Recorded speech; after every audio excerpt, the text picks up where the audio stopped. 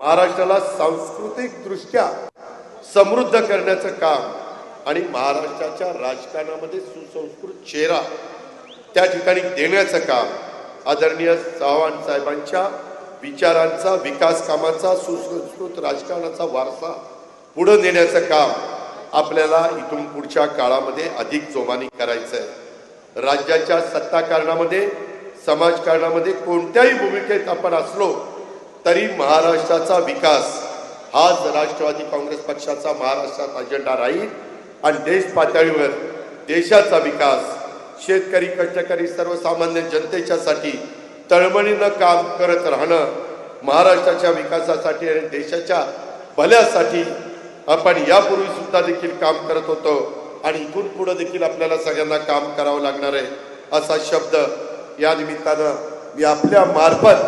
सर्व महाराष्ट्रातल्या आणि देशातल्या जनतेला देऊ इच्छितो।